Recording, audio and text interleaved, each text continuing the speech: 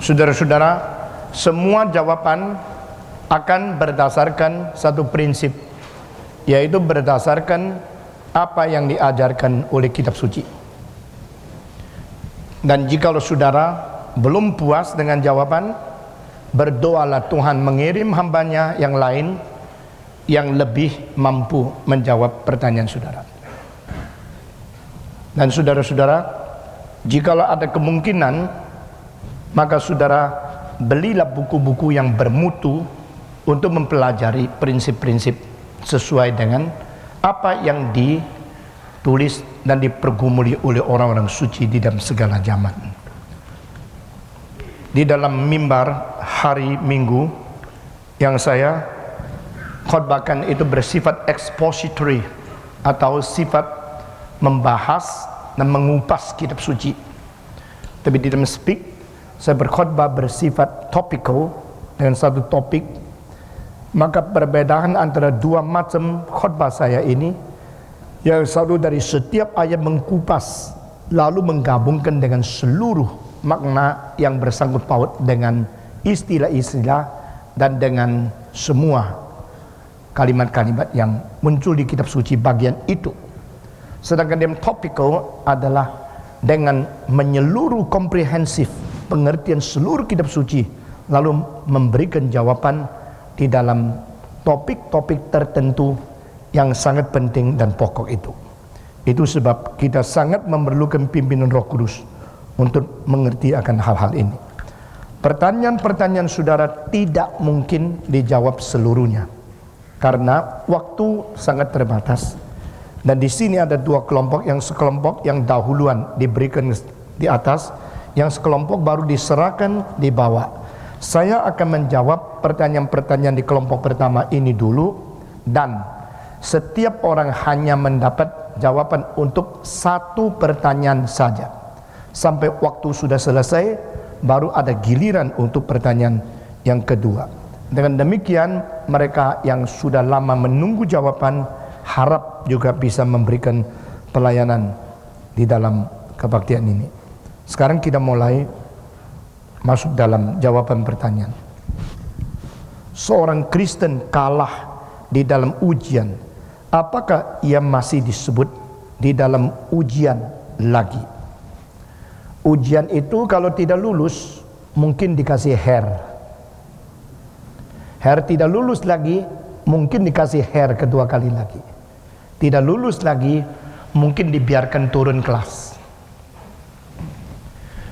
Tuhan ingin kita mencapai kesempurnaan yang dikonformasikan. Dan kesempurnaan yang dikonformasikan itu berapakah tingkatnya? Alkitab tidak tulis dengan jelas mengenai hal ini. Tapi kitab suci memberikan kepada kita sesuatu prinsip dasar tentang keadilan di dalam penghakiman. Yang disebut keadilan dalam penghakiman itu bersifat dinamis tetapi bukan statis. Dan sifat itu melampaui filsafat daripada Aristotle, Plato, atau pengertian-pengertian yang paling dangkal di dalam tema ini, yaitu komunisme.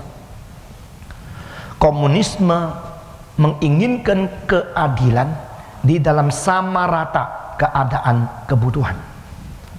Tetapi di dalam pengertian orang Greka kuno, kesamarataan dan keadilan dimengerti sebagai setiap orang bekerja sesuai bakat yang ada pada dia. Nah, itu keadilan. Orang yang pandai di matematika jangan disuruh kerja pembangunan. Orang yang pandai di dalam perdagangan tidak perlu disuruh untuk bekerja politik. Setiap orang sesuai dengan bakat talenta yang ada di dalam, lalu mengerjakan sesuatu sesuai bakat yang ada. Itu disebut keadilan. Ini adalah yang dikemukakan oleh Plato. Tetapi kitab suci bukan menerima pengertian seperti Plato atau pengertian komunisme di dalam keadilan. Konsep keadilan di dalam kitab suci adalah yang diberi banyak, dituntut banyak. Yang diberi sedikit, dituntut sedikit. Nah, kalimat ini tidak pernah muncul di dalam semua nabi. Juga tidak muncul di dalam semua rasul, hanya muncul di dalam mulut Yesus Kristus. Nah, kalau saudara ingin mempelajari yaitu semua perkataan Yesus Kristus yang bersifat paling kreatif dan revolusioner, ini termasuk salah satu pelajaran yang khusus. The most unique, most revolutionary speeches in the teachings of Jesus Christ. Itu melawan dan mempelopori serta memberikan sinar cahaya khusus di dalam seluruh perkembangan kebudayaan manusia. Dengan demikian, ujian itu lulus tidak bagaimana. Kalau kau diberi 5, kau mencapai 2, itu dianggap tidak lulus. Kau diberi 3, kau mencapai 1, tidak lulus. Kau diberi 1, kau dapat 1, itu lulus. Yang diberi sedikit, dituntut sedikit. Dengan prinsip semacam demikian, maka potensi yang diberikan dan keadaan yang bisa diraih sampai di mana, ada ukuran Tuhan sendiri. Jikalau seorang anak kecil baru umur 8, dia sudah bisa mencatat-catat harian yang dikerjakan setiap hari dengan baik sekali. Bagi Tuhan Allah, dia tidak kalah dengan seorang sastrawan. Karena Tuhan menuntut berdasarkan potensi yang ada pada dia masih kecil. Tetapi kalau dia sudah mempunyai kemungkinan hidup dan mendapatkan pendidikan sampai S3, tetap dia punya tulisan seperti waktu dia umur 8, Tuhan menganggap dia tidak lulus dan tidak sempurna. Jadi kesempurnaan itu merupakan sesuatu konsep yang perlu dikembangkan lagi di dalam seminar yang lain. Tapi ini cuma 3 hari, tidak mungkin mencakup semua. Dan itu adalah progressive perfection. Progressive perfection itu berarti satu menuju kepada kesempurnaan di dalam sifat progresif yang terus menerus. Tuhan mungkin memberikan kesempatan menguji kamu atau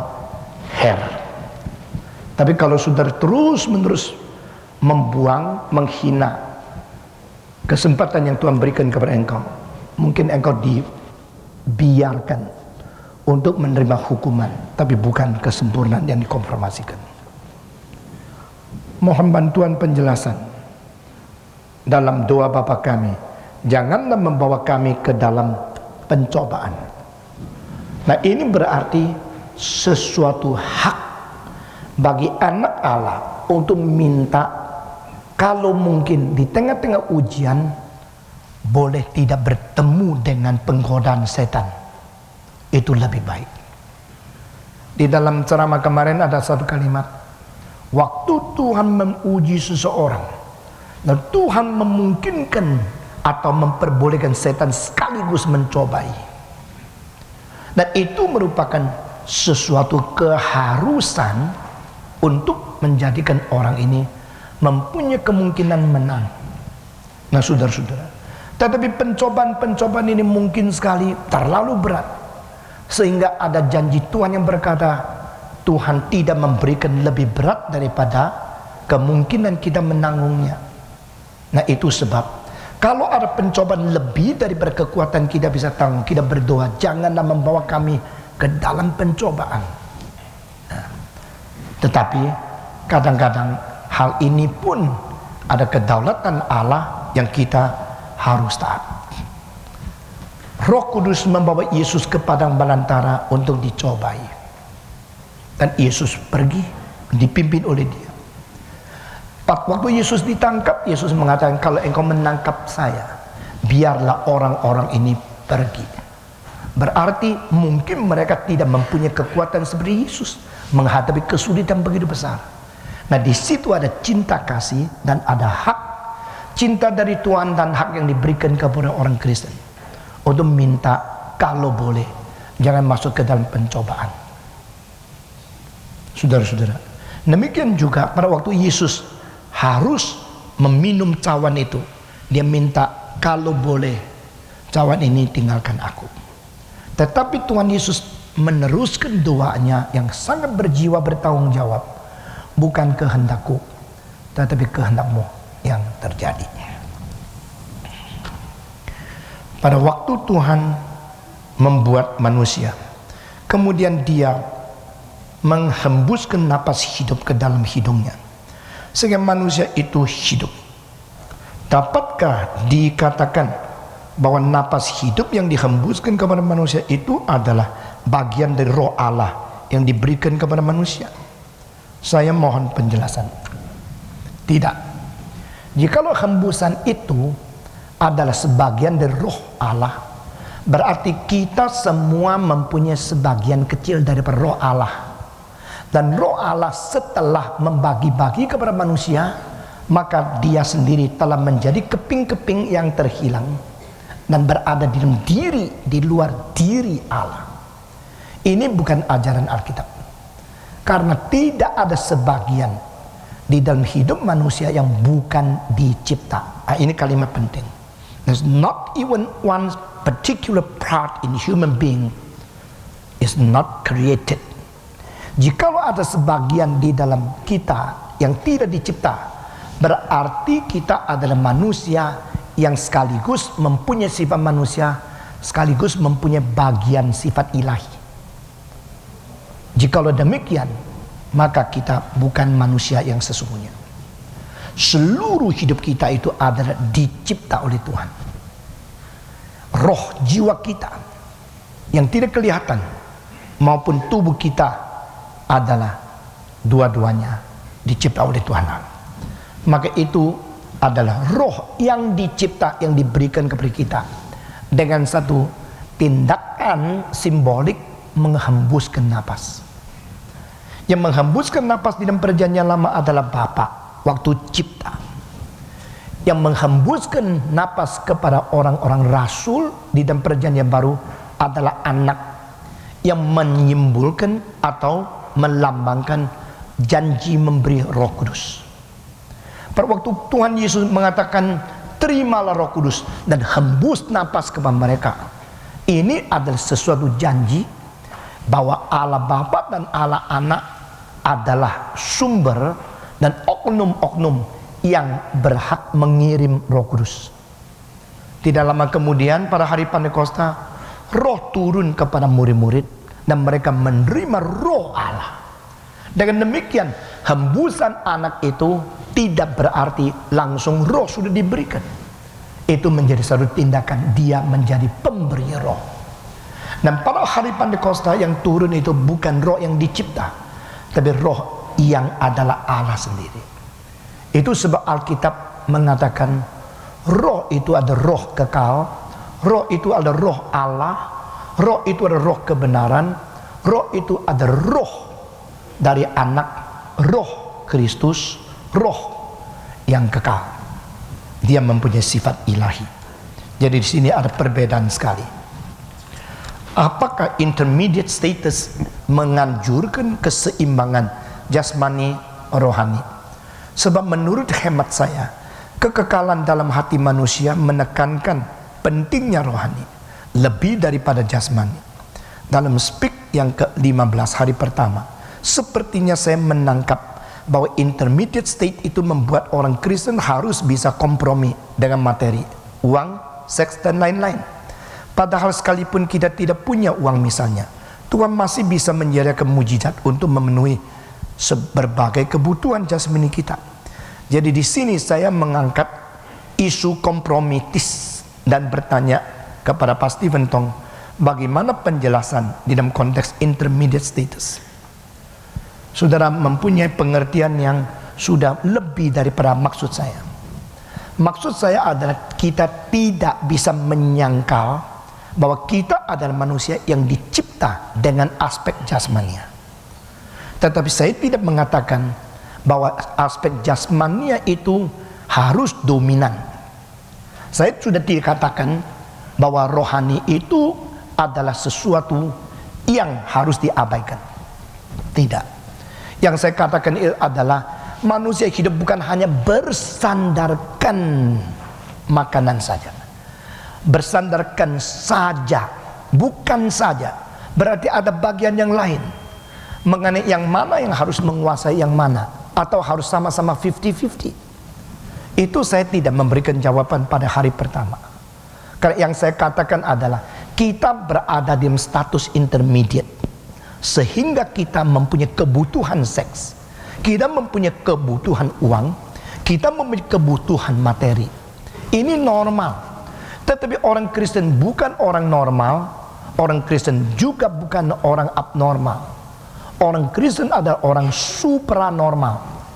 Nah saudara-saudara, jikalau kita membalikkan, kalau begini saya tidak memenuhkan, tidak terlalu mementingkan akan bagian materi ini, saya pentingkan bagian rohani, itu tetap ada bahayanya.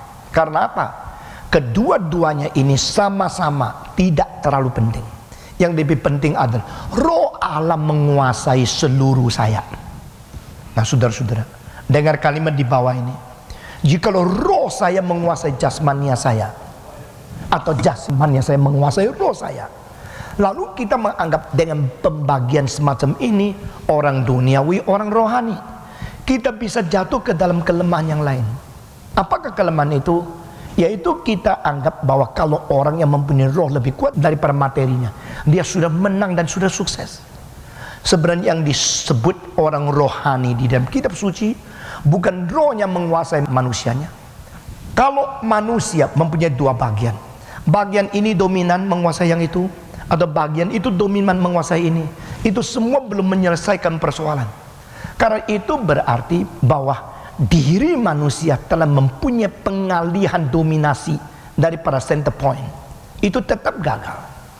Maka orang-orang kebatinan menganggap mereka lebih hebat dari orang materialisme, itu salah. Dan orang-orang Parisi maka mereka lebih suci dari orang-orang pemungut cukai, itu juga salah. Kristus menganggap bukan engkau yang menekankan bagian rohani lebih daripada jasmani, engkau menang, atau engkau yang mendominasikan akan materi, engkau hidup lebih duniawi, lebih hebat. Tidak. Di dalam Alkitab mengatakan yang disebut orang rohani ada Roh Kudus menguasai roh kita, dan Roh Kudus menguasai akan jasmania dan nafsu dan seks dan keuangan dan segala kita. Dengan demikian seluruh aspek manusia dikuasai oleh roh, itu baru orang rohani.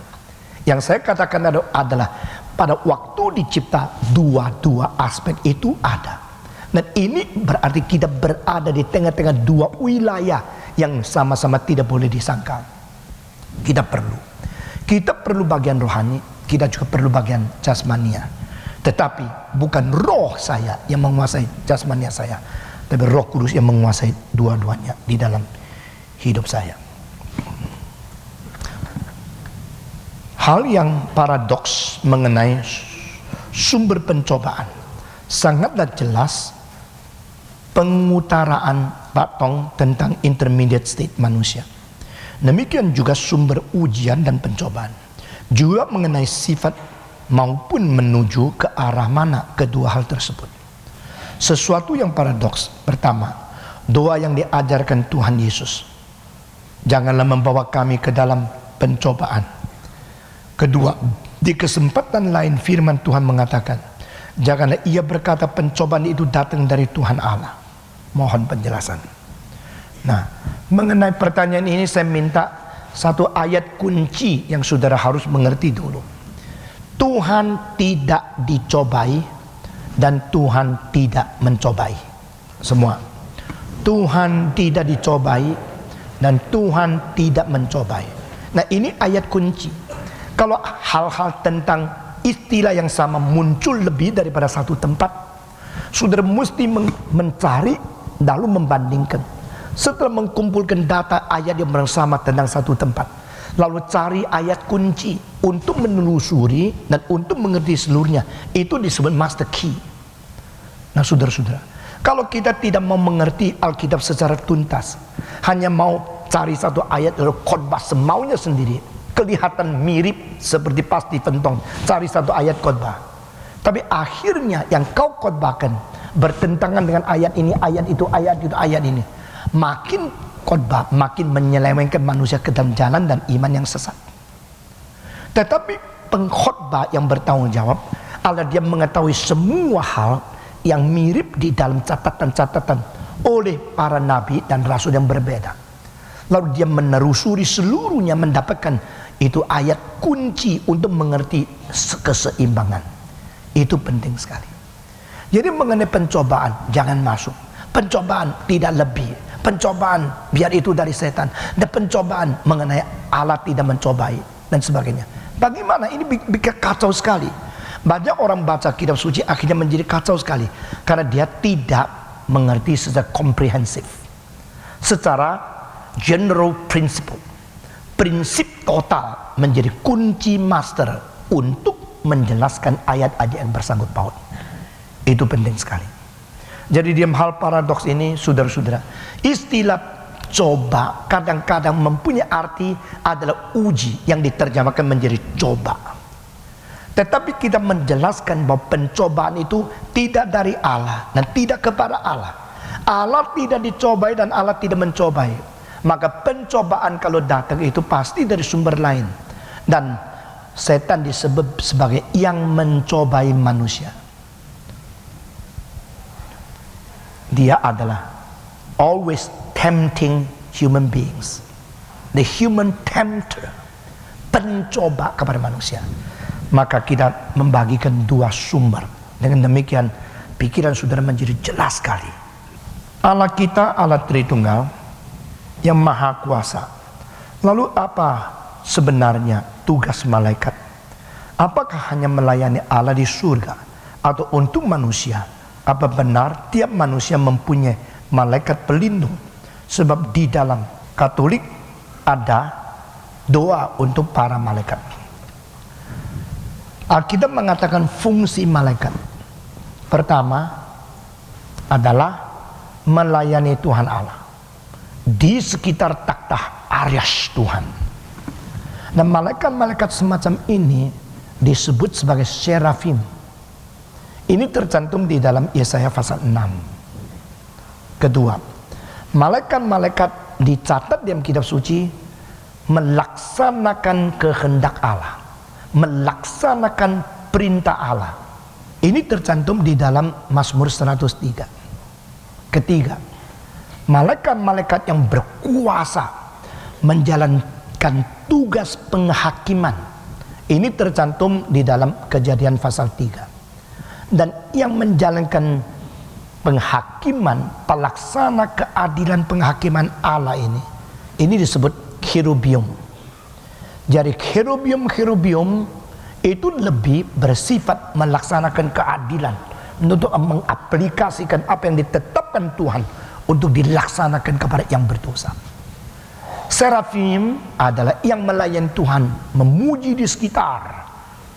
Maka kalau kita pakai istilah yang lebih gampang dimengerti, yaitu serafim itu kur dan kerubium itu tentaranya. Allah disebut Allah daripada segala tentara, the Lord of hosts. Allah adalah Allah yang memiliki tentara-tentara surgawi. Nah, di sini kita melihat itu 3 tugas dicatat di dalam Perjanjian Lama. Tetapi Perjanjian Baru mencatat lagi istilah yang lain tentang malaikat, yaitu mereka melayani orang yang menerima keselamatan. Ini tercantum di dalam Ibrani. Saudara-saudara, tidak tahukah engkau bahwa malaikat itu diutus untuk melayani mereka yang mewarisi keselamatan? Dan bagaimana caranya malaikat melayani mereka yang mewarisi keselamatan? Waktu seseorang mendengar keselamatan, malaikat itu bersukacita. Apalagi waktu orang itu sudah mendengar dia menerima Tuhan Yesus. Jikalau ada seseorang bertobat, malaikat di surga bersorak-sorai. Ada ayat itu. Nah, saudara-saudara, nah sesudah itu malaikat itu melayani orang-orang yang menerima di dalam hal apa? Alkitab tidak tulis terlalu jelas. Karena ayat totalnya, ayat kuncinya adalah, tidak tahukah engkau bahwa malaikat itu adalah melayani mereka yang mewarisi keselamatan? Itu ayat yang paling penting di Perjanjian Baru. Tetapi mengenai keselamatan, malaikat-malaikat pernah mempunyai 2 tahap. Tahap pertama yaitu tercengang luar biasa melihat Yesus mau inkarnasi. Di dalam hal ini, poin-poin yang penting di dalam sejarah, historical facts of the great events in incarnation world, in the life of Jesus. Waktu dia lahir, malaikat muncul. Waktu Yesus dicobai, malaikat muncul. Waktu Yesus di dalam Getsemani, malaikat muncul. Jadi pencobaan dia mau lihat, ujian Yesus dia mau lihat. Waktu Yesus dipaku di atas kayu salib, dia muncul enggak? Sebenarnya saya percaya itu muncul. Seorang yang bernama Tintoretto, pelukis besar abad ke-16 di Venetia, dia melukiskan waktu Yesus berada di tempat perjamuan kudus malam terakhir. Sekitar lampu itu penuh dengan malaikat-malaikat yang keliling kepada dia. Jadi dia punya pikiran teologi diterapkan ke dalam lukisan dan seni. Saya percaya itu benar. Dan waktu Yesus ditangkap di Getsemani, waktu di Getsemani, apakah malaikat ada di situ? Alkitab mencatat ada. Dan waktu ditangkap, saya percaya ada, tapi dia tidak bergerak. Kenapa tidak bergerak? Karena Yesus tidak memberikan perintah pertolongan. Kalau Yesus tidak memberikan perintah, kenapa kita tahu ada malaikat yang sedang menanti perintah untuk menolong Yesus? Karena Yesus berkata kepada Petrus, masukkan sarung pisaumu itu. Tidak tahukah aku boleh memerintahkan 12 legion malaikat sekarang juga menolong aku? Jadi saya percaya di Getsemani maupun di atas Golgota, malaikat itu terus terbang menanti. Asal Yesus buka mulut menyuruh satu kalimat, langsung dia turun membasmiskan semua musuh Yesus. Tetapi justru Yesus tidak mau, dia tahan. Dan waktu dia buka mulut, kalimat pertama adalah Bapa, bukan matikan mereka, tapi ampunilah mereka. Maka semua malaikat menjadi tidak mempunyai kesempatan membalas dendam dan menghukum manusia. Saya boleh membayangkan semua pedang malaikat sudah dikeluarkan. Mereka hanya nunggu perintah langsung membasmi semua musuh Yesus Kristus. Karena Kristus adalah Raja malaikat di dalam surga. Tetapi waktu itu Yesus mengeluarkan istilah ampunilah mereka. Berarti dia minta Allah menyatakan kasih kepada manusia, bukan penghakiman kepada manusia. Mengapakah Adam Hawa berdosa diusir dan malaikat dengan pedang yang bercahaya menutup pintu jalan mereka kembali ke Eden? Karena waktu itu keadilan yang dijalankan. Tetapi pada waktu di atas kayu salib bukan itu. Sebaliknya, malaikat tidak bisa melakukan apa-apa karena Yesus minta kasih, bukan minta keadilan yang dilaksanakan. Maka di dalam 1 Petrus dikatakan malaikat sangat begitu melihat, menyelidiki dengan kagum sekali bagaimana Allah mengasihi isi dunia ini. Bagi saya 3 dunia. Dunia malaikat mengkagumi kasih Allah terhadap manusia. Dunia manusia, mereka begitu bersuka cita tentang kasih yang diberikan kepada manusia. Dunia setan demikian kaget melihat Allah masih mau menyelamatkan manusia. Ini 3 reaksi ditulis dengan jelas dalam Alkitab. Malaikat begitu terharu melihat kawannya yang jatuh dalam dosa tidak diberikan keselamatan. Padahal manusia yang lebih rendah jatuh dalam dosa diberikan keselamatan. Kok heran? Jadi itu keheranan terbesar di alam semesta. Bagi manusia, saya begitu berdosa engkau masih mau mencintai saya. Ini sudah ucap terima kasih yang terbesar di alam semesta. Bagi setan, itu kekagetan yang terbesar. Kok manusia mau diselamatkan oleh Allah? Maka dia benci sekali. Dan dia mau mengadu, menuduh, dan minta kepada Allah untuk tidak lagi sayang dan cinta kepada orang-orang Kristen. Itu sebab setan mempunyai 3 pekerjaan. Pertama, menentang Allah.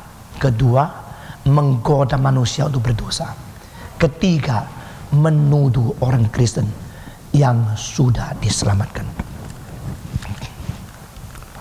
Bagaimana membedakan bahwa kita sedang menghadapi ujian dari Tuhan supaya kita terjadi konfirmasi kesempurnaan, atau sedang memikul salib yang dari Tuhan tapi kita tetap pikul karena ada rasa bersalah bila tidak mau pikul, seolah-olah tidak mau dibentuk oleh Tuhan. Ini sebenarnya salib itu merupakan sesuatu tanggung jawab yang harus ada pada setiap orang. Jadi kita tidak disuruh memikul salibnya Yesus, kita disuruh ikut salibnya kita sendiri, mengikut dia. Jadi salib bagi orang ini mungkin harus membesarkan anak yang banyak padahal dia seorang janda.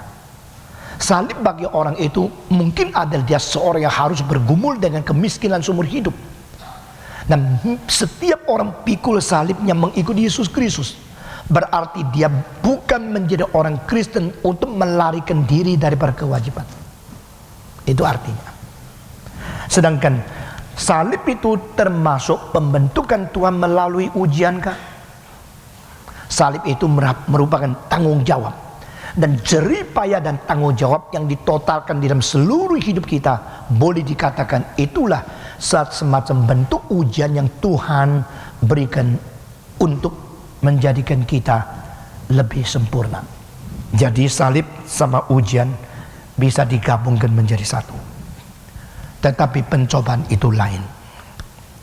Apakah malaikat dicipta di dalam waktu atau di luar waktu? Setelah waktu dicipta atau sebelum? Saya harus mengatakan kita terlalu terbatas untuk mengerti 3 kategori ini. Pertama adalah waktu sebelum ciptaan itu ada, sama waktu sesudah waktu diciptakan, ya. Dan waktu sebelum waktu itu ada, sama waktu dunia rohani diciptakan, lalu waktu dunia materi diciptakan. Ini adalah 3 tahap yang sekarang kita tidak mungkin mengerti karena kita sekarang berada di kurun tahap ketiga. Seperti ikan sulit mengerti bagaimana bisa tidak ada air masih bisa hidup, kan dia berada di kurun air. Sehingga dia mau mengerti hidup yang tanpa air itu bagaimana bisa berjalan, tak mungkin.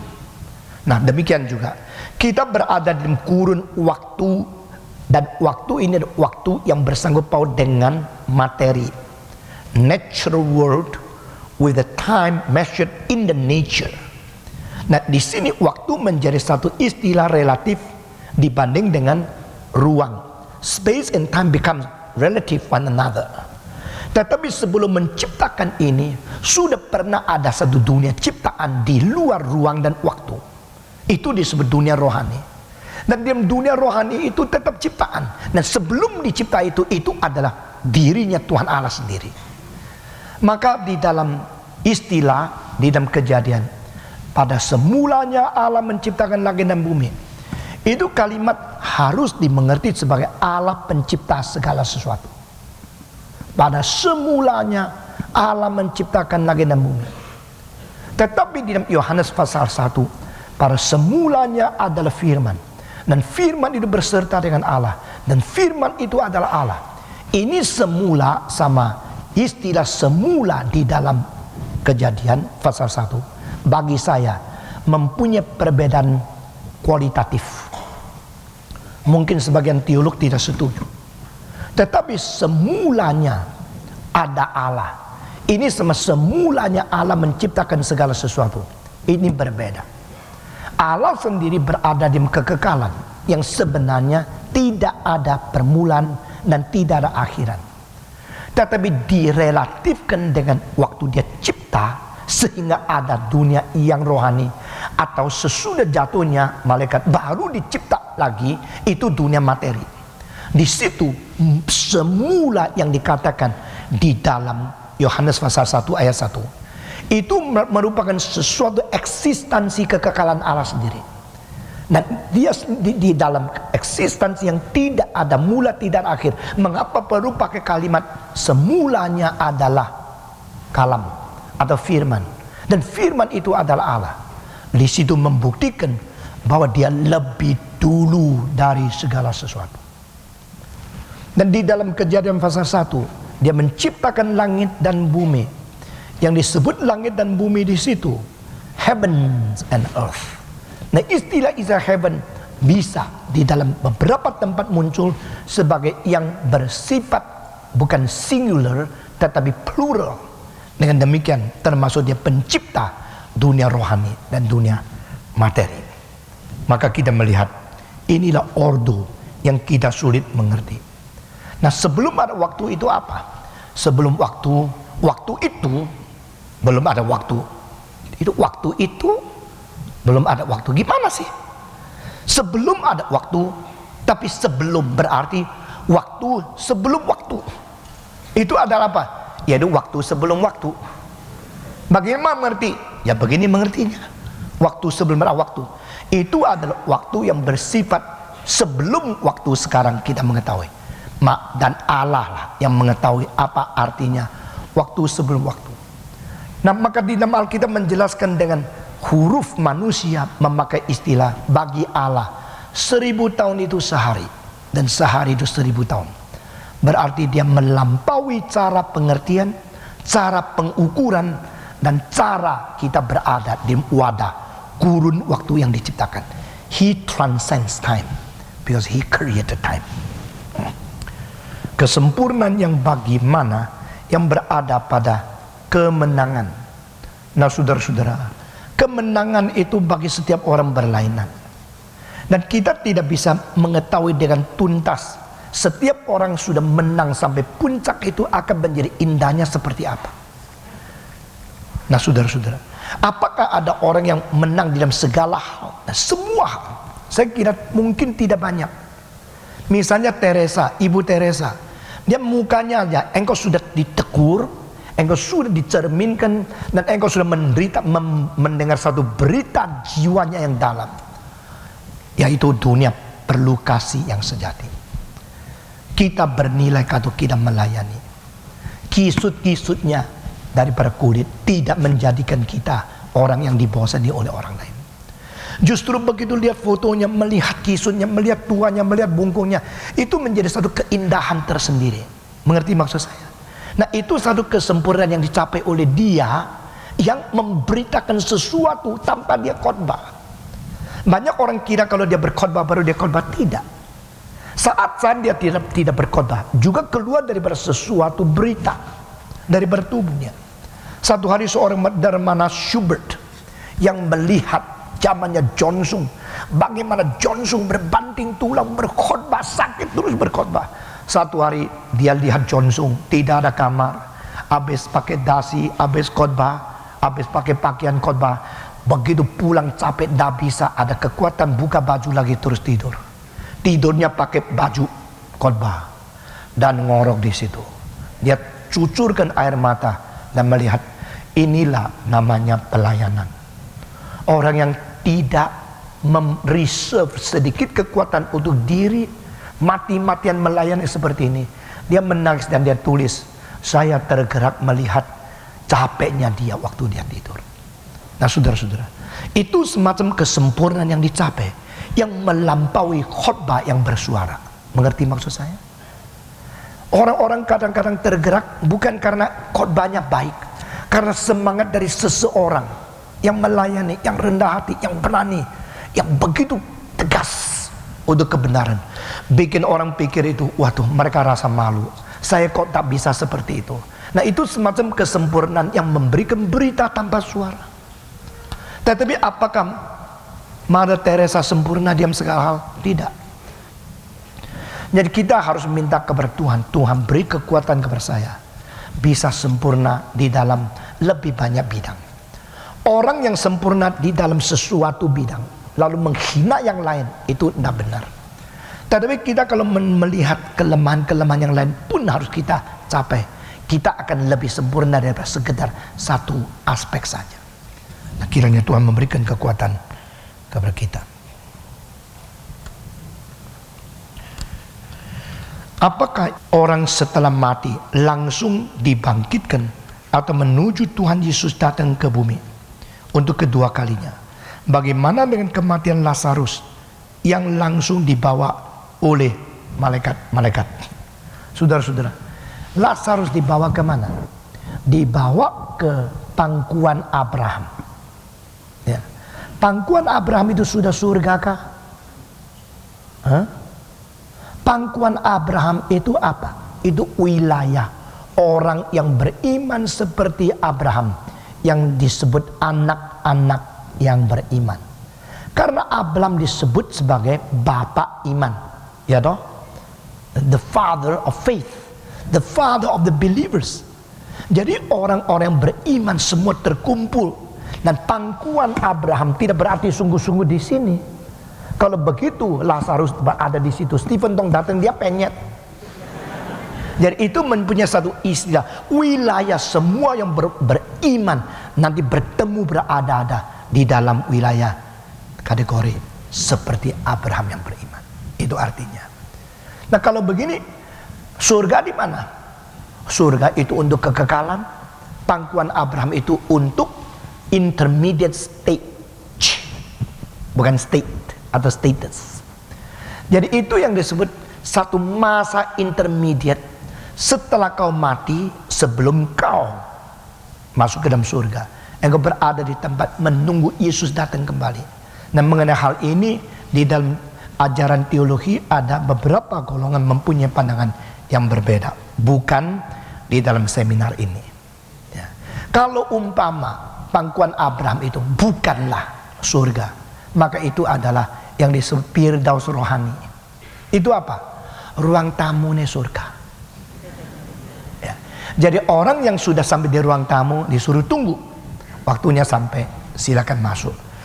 Jadi orang yang masuk ruang tamu pasti tunggu waktunya masuk surga. Kalau mau masuk surga, engkau harus betul-betul mempunyai sesuatu hidup yang boleh dibawa kepada pangku Abraham. Teman saya itu seorang Kristen, dia sudah belajar di SDRIJ atau giat melayani, dan katanya benar-benar sesudah bertobat, tapi mengapa dia masih terikat dosa-dosa seperti kecanduan dan sebagainya. Katanya mau berhenti tapi terus-menerus gagal. Apakah ia seorang diuji Tuhan atau dicobai iblis? Apakah maksud Tuhan? Mungkin dia bukan diuji Tuhan atau dicobai iblis. Mungkin dia mencobai Tuhan dan sekongkol dengan iblis. Kalau engkau bilang, loh di sekolah teologi Reform Injili Jakarta itu yang malamnya, kok ada orang begini?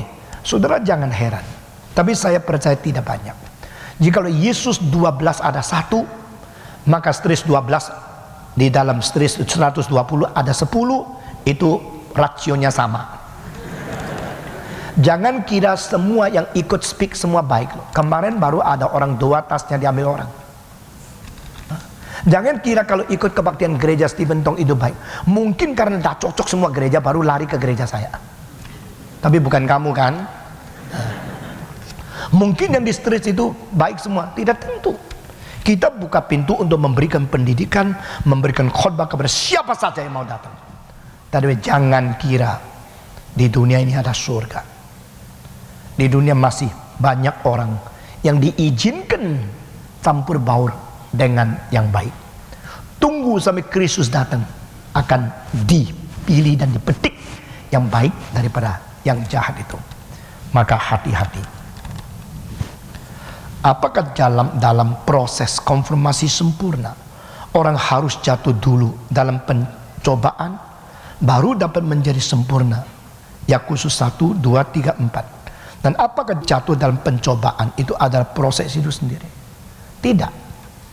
Pencobaan itu adalah dari iblis yang berusaha mencampuri proses pengujian. Namun demikian, seseorang kalau jatuh di dalam pencobaan tidak boleh mempersalahkan Allah.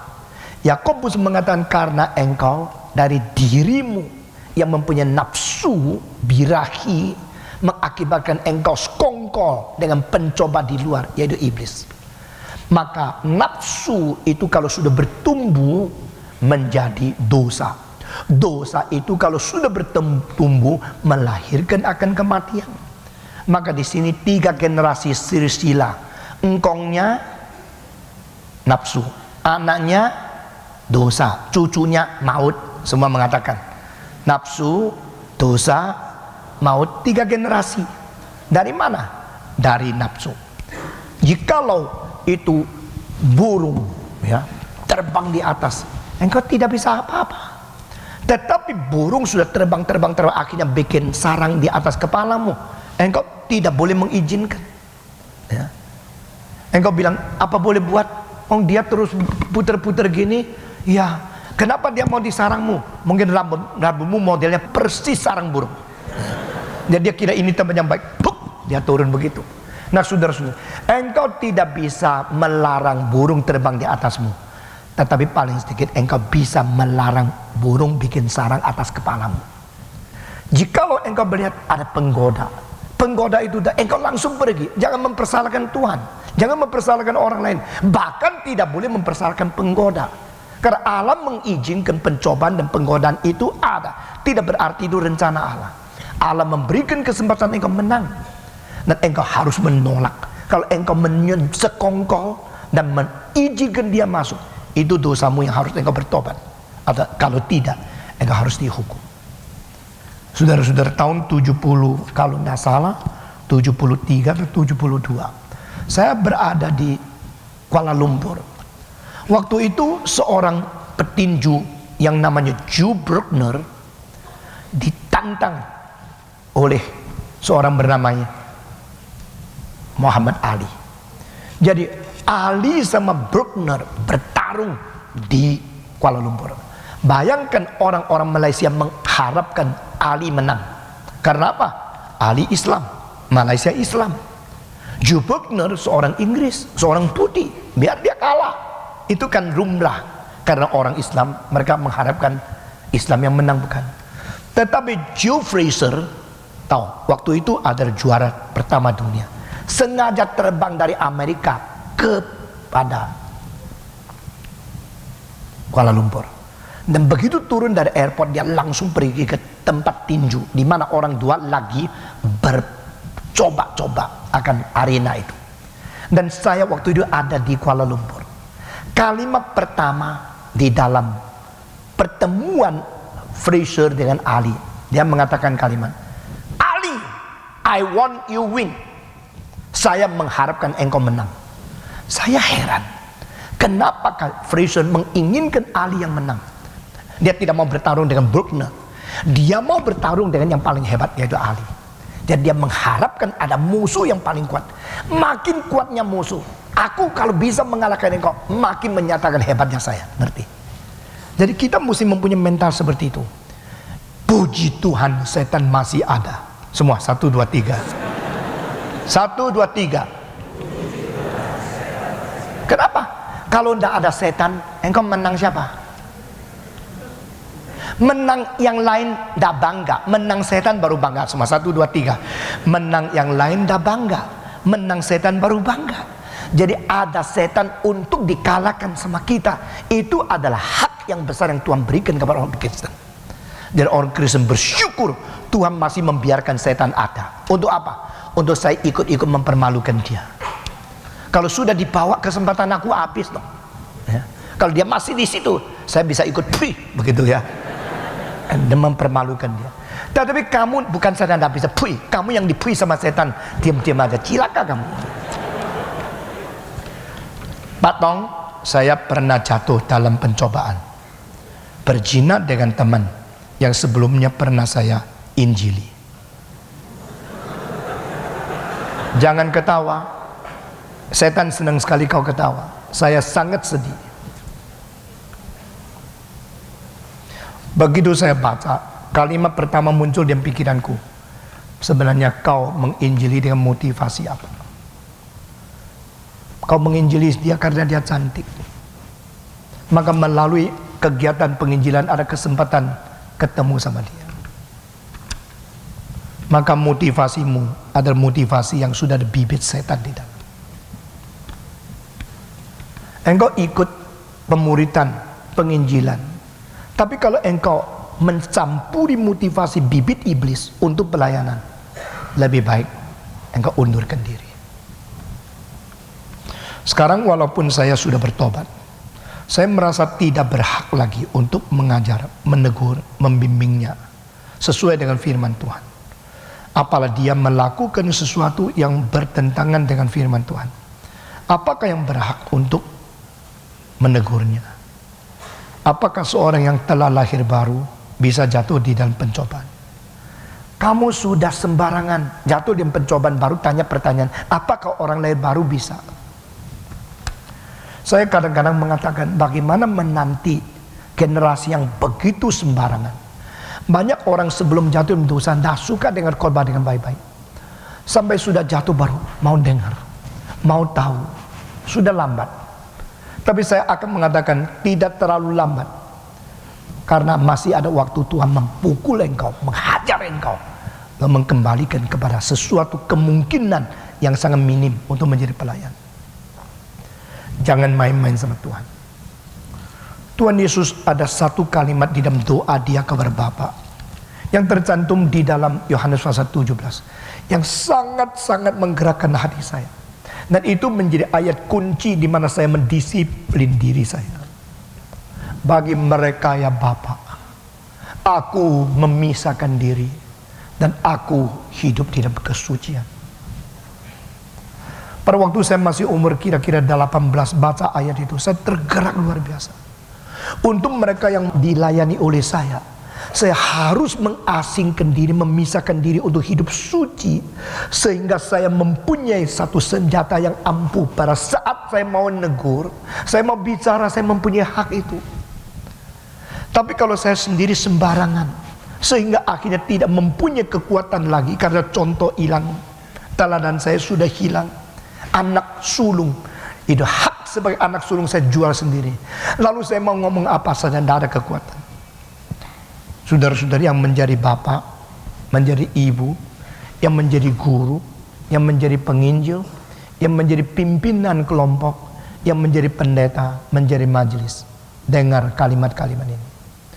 Kecuali engkau hidup di dalam satu status yang sanggup menjadi teladan, dengan rela diuji, rela tahan kesulitan, dan rela menahan nafsu, engkau sulit mempunyai kekuatan yang lebih untuk memimpin orang lain. Saya tidak langsung menjawab pertanyaanmu, tapi saya mengambil prinsip ini yang kau katakan untuk minta Tuhan ampuni kamu, dan mungkin Tuhan tidak serahkan pelayanan yang lebih penting kepada kamu lagi. Tuhan kadang-kadang serahkan selalu pelayanan kecil. Sesudah engkau betul-betul setia di hal yang kecil, dia serahkan mendadak yang besar kepada kamu. Nah saudara-saudara, waktu saya masih umur 17, saya cuma tahunya saya seorang penginjil yang harus dekati orang di jalan-jalan. Sampai hari ini kalau umpama saya di Taiwan, saya di Hong Kong, kalau naik taksi, setiap kali saya membicarakan tentang Yesus kepada orang. Bukan karena saya penginjil besar bisa menghadapi puluhan ribu orang, lalu saya tunggu ada kesempatan naik mimbar berkhotbah. Tidak. Kalau ada kemungkinan pada saat tertentu yang saya rasa baik, ya saya mulai bicara sedikit mengenai Yesus Kristus. Saya lagi mengawasi murid-murid baik di Stretch maupun di STTRI. Apakah hanya suka melayani mimbar yang sesuatu kebaktian rutin, atau masih mempunyai jiwa kepada siapa saja mau memperkenalkan Yesus? Itu berlainan sekali. Nah, waktu saya masih umur 17, saya cuma tahunya pergi ke rumah sakit satu persatu bicara tentang Yesus. Saya tidak tahu di dalam beberapa tahun kemudian, bahkan belum lulus dari sekolah teologi, saya sudah diundang membuat kemauan roh yang besar sekali, di mana dosen-dosen saya tidak ada satu bisa memimpinnya. Saya masih umur 26 sudah berkhotbah kepada belasan ribu orang. Sebelum umur 30, saya sudah berkhotbah kepada hampir 20 ribu orang. Nah, yang bertobat ratusan, ribuan satu kali. Jadi Tuhan mau menyerahkan berapa banyak pelayanan kepada you tidak tahu. Tapi waktu pelayanan begitu kecil yang serahkan you, engkau tidak anggap itu kecil, engkau sudah mulai setia.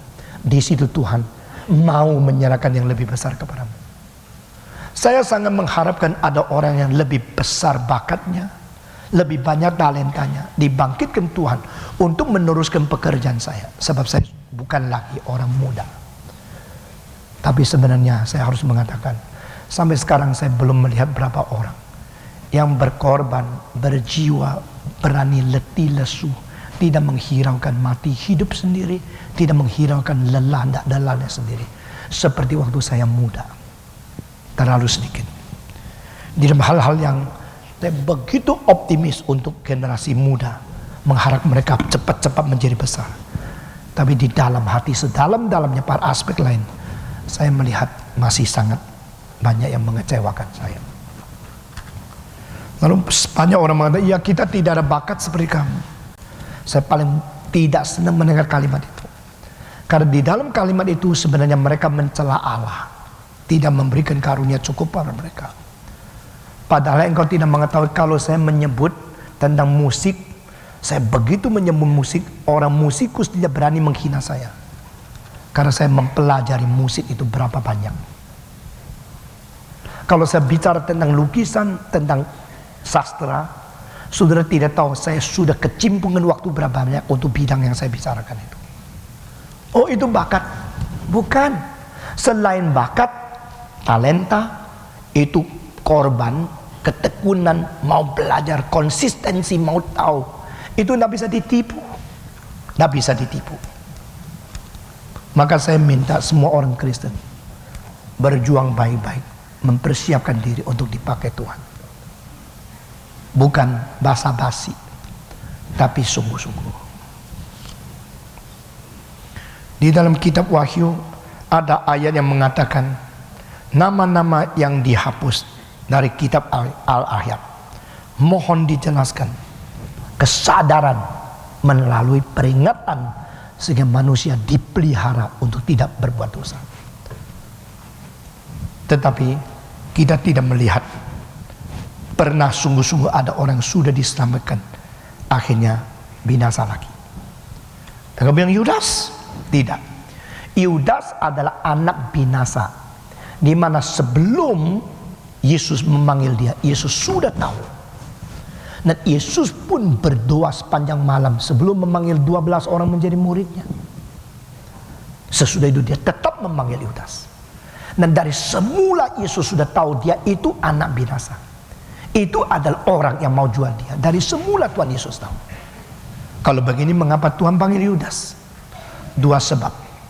Untuk menyumbat mulut-mulut orang pada hari terakhir mengatakan, kenapa saya tidak diberikan kesempatan? Tuhan akan mengatakan, Yudas diberi kesempatan, tetap tidak bertobat. Jadi tidak ada orang bisa mempersalahkan Tuhan karena tidak memberikan kesempatan. Kesempatan tidak menjamin pertobatan jikalau orang itu memang tidak mau bertobat. Dan Allah tidak hutang manusia untuk memberikan pertobatan kepada manusia, karena Allah adalah Allah yang memberi anugerah berdasarkan kedaulatan dia sendiri. Kedua, mengapakah Tuhan Yesus memanggil Yudas padahal dia tahu dia pasti jatuh dan pasti menjual Yesus? Untuk memberikan kekuatan kepada mereka yang betul-betul melayani Tuhan, tetapi akhirnya harus dikhianati oleh yang mereka pimpin itu. Ini adalah menjadi satu kekuatan penghiburan bagi orang yang akan dikhianati. Jika Allah tidak dicipta, apakah Allah itu ada dengan sendirinya? Jadi saudara kemarin kupingnya sudah dikerok enggak? Waktu dengar khotbah kerok kuping enggak? Saya mengulang itu kalimat 4 itu sampai 4 kali. Saya belum pikun ya. Self-dependent, self-existing, self-sufficient, self-eternal God. Lalu saya mengatakan lagi, kira-kira 10 menit kemudian, dia ada pada diri, dia bersandar pada diri, dia menyukupi diri, dan dia mempunyai kekekalan pada diri. Lalu seluruhnya ini ditarik daripada istilah dia memperkenalkan diri. Waktu ditanya oleh Musa, siapakah engkau? I am that I am. Aku adalah yang ada pada diri yang selama-lamanya itu. Dan di dalam khotbah selanjutnya saya memberikan lagi satu penjelasan bahwa kita berada dulu, sekarang dan besok itu berubah. Maka kita di dalam proses perubahan. I was a boy, I'm a man, I will be an old folk. Tetapi tidak ada yang mengatakan I am that I am kecuali Allah sendiri. Jadi saudara kemarin kurang dengar dengan jelas. Allah ada pada diri sendiri.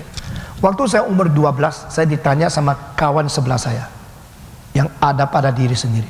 Kalau Allah bisa berada di sendiri, alam juga bisa ada berdiri sendiri. Waduh, orang itu pinter loh. Umur 12 bisa menanya, kalau alam mungkin ada pada sendiri, kenapa tidak bisa percaya alam juga ada pada sendiri? Pinter kan? Kalau kita percaya Allah ada pada sendiri, mengapa kita tidak boleh percaya alam juga ada pada sendiri? Nggak bisa. Karena constancy of the matter itu dalil di dalam fisika bahwa itu materi yang bersifat konstansi itu sudah dibuang setelah Einstein mengemukakan E is equal to mc square. Materi bisa menjadi tidak lagi materi karena dia berubah menjadi energi. Maka demikian mungkin lebih cocok mengatakan the constancy of the energy. Constancy of energy, adanya konstansi daripada energi lebih daripada adanya kekekalan materi itu sendiri. Waktu itu saya masih umur 12. Saya baru menyerahkan diri mau menjadi hamba Tuhan. Nah, umur 17 saya digoda, dicobai secara intelek oleh komunisme, materialisme dan ateisme. Saya menjadi orang yang melawan Kristen. Waktu umur 12 saya menjawab, kalau saudara mau tahu ada kemungkinan sesuatu yang tidak perlu permulaan, maka gampang sekali. Dia bilang bagaimana? Saya tanya dia, 2 tambah 2 itu berapa? Jawab, 2 tambah 2 berapa? 4. Mulai kapan? Jawab, 2 tambah 2 adalah 4. Mulai kapan? Mulai Euclid, bapak daripada geometri, mulai Archimedes, mulai mamamu lahir. Mulai kapan 2 tambah 2 itu 4? Jawaban adalah tidak perlu permulaan. Karena itu sesuatu kebenaran yang ada pada diri sendiri. Maka kita percaya Allah adalah kebenaran yang ada pada diri sendiri, yang berpribadi dan mempunyai hidup. Itu adalah sama sekali tidak melawan hukum logika. Bukan saja demikian, kita boleh mengatakan justru Allah itu ada pada diri sendiri. Maka terjaminnya segala kebenaran, segala ide keadilan, kesucian, cinta kasih yang murni itu tidak perlu dicipta. Dan waktu Allah mewahyukan diri, dia langsung mengatakan dia adalah yang suci, yang adil, yang bajik, dan God is love. Allah itu adalah kebenaran dan adalah cinta kasih. Ini seluruhnya konsisten, atau yang bukan agama mempunyai konsistensi keseluruhan lebih kuat daripada iman Kristen yang diwahyukan oleh Tuhan. Salah satu tugas utama setan adalah mengadukan manusia kepada Allah. Tidak, mengadukan anak-anak Allah kepada Allah. Manusia biasa tidak perlu diadukan, asal dicobai sudah jatuh sudah. Tapi orang suci, anak-anak yang sudah ditebus baru diadukan. Kenapa Allah harus meladeni, melayani setiap pengaduan setan tersebut? Bukankah Allah tidak perlu? Oh, Allah bukan saja tidak perlu melayani, juga tidak perlu nasihatmu sama-sama. Hal seperti itu terlihat jelas dalam peristiwa yang dialami oleh Ayub. Peristiwa Ayub dicantumkan bukan karena Allah meladeni, bukan karena Allah memerlukan, tapi untuk menjadi satu peristiwa catatan kosmik drama yang menyinari dari zaman ke zaman sampai kepada waktu engkau lahir, engkau ada kesempatan mengerti. Itu semua catatan daripada seluruh peristiwa adalah untuk kamu yang menanya pertanyaan ini, yang membaca kitab suci, yang menerapkan seluruh prinsip ke dalam hidupmu pada waktu engkau mendapatkan pencobaan. Itu adalah untukmu. Firman Tuhan berkata, kembalikan pada kaisar apa yang kaisar punya, kembalikan pada Tuhan apa yang Tuhan punya. Bagaimana kita harus bersikap sebagai pegawai Kristen? Apakah bos kita yang Kristen meminta kita mengurangi pembayaran pajak dengan alasan kondisi sekarang ini tidak bijaksana untuk kita bila membayar dengan benar. Kalau saudara rasa kurang bayar pajaknya, saudara mau membayar lebih banyak, saudara berhak. Kalau saudara merasa pajak kalau memang dibayar, nah itu mengacaukan banyak pihak, mungkin engkau asingkan uang itu untuk menjadi sesuatu yang bersangkut paut dengan pelayanan negara. Itu dilakukan oleh dirimu sendiri, sehingga equivalent itu disetujui oleh hati nuranimu untuk menjadi seorang warga negara yang cukup baik. Ada pemerintah-pemerintah yang langsung merasa pajak itu boleh dipotong jikalau dilakukan oleh orang-orang itu untuk hidup gerejani, untuk melayani misioneri, untuk memberikan bantuan kepada kaum yatim piatu dan sebagainya. Nah, pemerintah-pemerintah itu mempunyai pengertian lebih dari pemerintahan-pemerintahan yang lain, sehingga di Amerika dan di negara-negara yang terbuka di dalam hal ini, mereka mengetahui kalau hal-hal tertentu dilakukan, maka mereka memberikan hak kepada engkau untuk potong dari pajak yang seharusnya kau bayar. Di dalam hal ini masih memerlukan sesuatu pergumulan pribadi, kasus per kasus. Patong siapa yang diuji oleh Tuhan? Apa orang kafir juga mengalami pengujian? Nah, saudara-saudara, orang kafir juga mempunyai kesulitan sebagai hidup. Setelah Adam jatuh di dalam dosa, semua orang sama harus menanggung beban daripada dosa itu. Menanggung beban dosa sama mempunyai iman lalu diuji untuk dikuatkan imannya. Itu dua hal. Jadi penderitaan itu harus dibagi 4 sumbernya. Sumber pertama adalah penderitaan karena seluruh dunia sudah berada di bawah kutukan. Nah, itu bukan ujian. Kedua, penderitaan bersumber daripada orang itu sendiri berbuat dosa. Itu juga bukan ujian, tetapi itu adalah balasan atau hukuman. Ketiga, penderitaan itu datang karena Allah memberikan ujian kepada dia. Ini baru ujian. Penderitaan itu datang daripada setan, karena melalui itu mengakibatkan dia menyangkal Tuhan. Itu menjadi penggodaan. Jadi yang dari Tuhan Allah itu ujian, tetapi yang diizinkan terkutuk karena dunia itu hukuman total. Yang diizinkan Tuhan untuk satu balasan hukuman untuk pribadi, itu tetap ada pelaksanaan keadilan, bukan ujian. Ujian itu adalah dari Tuhan. Lalu orang kafir mungkin ada di dalam ujian? Tidak. Ada kemungkinan. Jikalau orang kafir itu akhirnya menjadi orang Kristen, maka semua yang diperbolehkan Tuhan untuk melatih dia secara karakter, itu adalah sebelum dan sesudahnya semua digabungkan. Itu disebab ujian dari Tuhan. Atau saya boleh dikatakan, sebelum engkau Kristen, engkau mendapatkan ujian umum. Setelah engkau menjadi Kristen, engkau menjadi ujian khusus bagi orang Kristen. Dan seluruhnya adalah ujian dari Tuhan Allah. Ada orang sebelum Kristen sudah dilatih oleh Tuhan luar biasa. Saya anggap itu tetap ujian untuk mentegakkan watak dia. Sesudah itu baru diadopsikan, digerakkan menjadi orang Kristen. Nah, pada waktu itu dia mendapatkan lagi ujian sebagai anak Tuhan. Ini disambung dengan dulu, totalnya tetap adalah ujian dari Allah. Kemarin Pak Tong mengatakan bahwa ujian dari Allah, pencobaan dari setan. Bagaimana dengan ayat yang mengatakan bahwa kita dicobai oleh keinginan kita sendiri? Apakah pencobaan dapat berasal daripada kita sendiri? Bisa. Ini yang saya tadi katakan, pencoba itu adalah setan. Tapi engkau tidak boleh langsung mempersalahkan dia, karena nafsumu sekongkol dengan pencobaan dia. Sehingga waktu dia coba, hanya seperti burung yang terbang di sekitar atas kepalamu. Tapi waktu engkau tidak mengusir dia bikin sarang, maka nafsumu yang telah mencoba engkau, sehingga nafsu menghasilkan dosa, dan dosa menghasilkan kematian. Nah, di situ ada satu external power, yaitu pencobaan dari setan. Dan engkau ada satu internal power, yaitu sekongkolan daripada nafsu. Itu menjadi jatuh ke dalam pencobaan.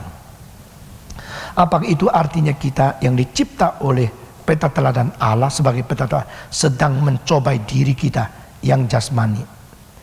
Kita mencobai diri kita. Saya tidak melihat ada istilah seperti ini di dalam Alkitab. Tapi Alkitab mengatakan kadang-kadang pada waktu kita sengaja melanggar peraturan dan prinsip yang ditetapkan oleh Alkitab, itu disebut mencobai Allah, bukan mencobai diri. Saya mengatakan buat kita yang tidak dapat menerima Allah dengan menyebut Bapa, karena seorang terlalu kecewa dengan sebutan Bapa, maka boleh saya sebut Allah sebagai Ibu, karena Allah tahu semua isi hati kita yang ke dalam. Apakah tafsiran seperti itu boleh? Tidak boleh. Kenapa? Karena engkau semau sendiri panggil Allah, dan Allah sudah kasih tahu engkau siapa dia. Kalau saya mengatakan saya nama Stephen Tong, engkau bilang saya nama panggil Stephen Tong, saya mau panggil Stephen Pong. Karena begitu dengar tong, selalu saya pikirnya tong sampah. Maka saya tidak senang. Tapi saya suka pingpong. Jadi setiap kali dengar Stephen Pong, wah saya lebih senang. Tapi silakan panggil saya Stephen Pong. Saya tidak menerima karena saya bukan Stephen Pong. Maka engkau panggil Stephen Tong, dia lihat saya tidak menggobris. Karena apa? Aku mengwahyukan diri sebagai Stephen Tong. Maka yang benar adalah kamu mengkoreksi konsepmu yang salah, bukan merubah namaku. Jadi orang yang mengatakan Bapa dan Ibu kami yang berada di surga dipermuliakan kiranya namamu tua-tua, orang gendeng itu. Karena di dalam menyebut Allah sebagai Ibu dan Bapa, mereka kira dengan demikian mereka betul-betul melaksanakan perjuangan untuk hak wanita. Engkau memperjuangkan hak wanita silakan, tapi untuk memperjuangkan hak wanita itu bikin Allah juga sekaligus ada laki ada perempuan, tidak boleh, kurang ajar itu. Karena waktu Tuhan Allah mengwahyukan diri, dia tidak mengatakan engkau mesti panggil ibu dan bapak. Orang yang berani di dalam feminisme merubah nama Allah menjadi bapak dan ibu di surga, mereka telah secara tidak sadar melaporkan bahwa mereka adalah orang yang tidak percaya Alkitab diwahyukan oleh Allah. Maka doktrin reform begitu ketat memelihara Alkitab itu firman Allah diwahyukan oleh Allah, adalah sudah melihat kemungkinan segala penyelewengan yang sangat menakutkan muncul di dalam sejarah yang akan datang jikalau manusia tidak hati-hati.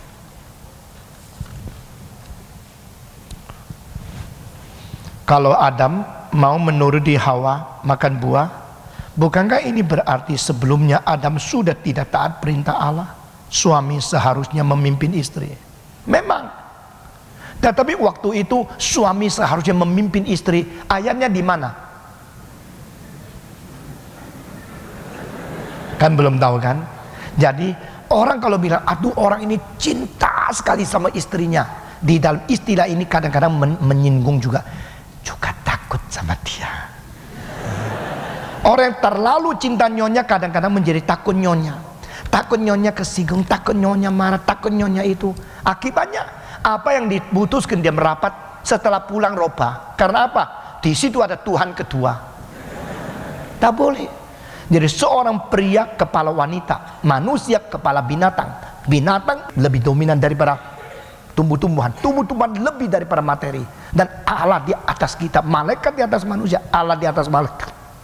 Ini adalah ordo ciptaan mengenai status. Dan pasal ketiga Kejadian mendapatkan kekacauan sama sekali mulai pertama kali di dalam hal ini. Jikalau tidak ada iblis, apakah manusia tidak memiliki potensi untuk berdosa? Tetap mungkin berdosa. Maka seluruh kitab suci akhirnya jatuhnya kepada vonis kepada diri. Kemarin banyak orang kira loh Stephen Tong ini waktu pendahuluan panjang, akhirnya baru sudah 1 jam baru masuk tema. Enggak. Itu seluruhnya dari permulaan sudah masuk tema. Cuma kamu selalu dihantui oleh kalau tema mesti sebut ujian baru tema. Padahal tidak. Ini kali struktur pikiran saya dan cara saya menyampaikan tema ini lain sama tahun-tahun lalu. Misalnya dosa, keadilan dan penghakiman. Saya langsung hari pertama membahas dosa, kedua membahas keadilan, dan ketiga membahas penghakiman. Ya toh? Ini kali bukan begini. Ini kali sama sekali terbalik caranya, yaitu status yang krisis, lalu proses yang bahagia dan bahaya. Akhirnya pendidikan umat manusia melalui Kristus inkarnasi menjadi contoh bagaimana menangani ujian dan pencobaan malam nanti. Ya, ini lain sekali strukturnya. Begitu saya membaca mengenai kesempurnaan dan sebagainya, itu memberitahu kepada saudara sesuatu kesempurnaan statis, kesempurnaan potensial, kesempurnaan yang permulaan, kesempurnaan natural tidak cukup. Kita memerlukan kesempurnaan konformasi, dan antara ini dan itu apa? Itu proses. Proses itu diisi oleh apa? Oleh ujian dan pencobaan. Nah, sekarang sudah jelas, saudara. Saya kira kita perlu melatih bagaimana berpikir dengan baik. Jamnya sudah sampai, maka saya sampai di sini saja. Pertanyaan-pertanyaan yang tidak dijawab, kalau nanti sesudah ceramah saya masih sehat dan mungkin memberikan jawaban dan suasana mendukung, saya akan menjawab. Jikalau sudah sangat lelah dan tidak mungkin, saya akan berhenti. Dan kalau saudara mengampuni saya berterima kasih. Kalau tidak mengampuni saya tidak takut. Karena kita mengatakan barang siapa tidak mengampuni orang, dosa dia juga tidak diampuni oleh Tuhan. Begitu saja. Jadi sekarang kita serahkan kembali, mari kita berdoa.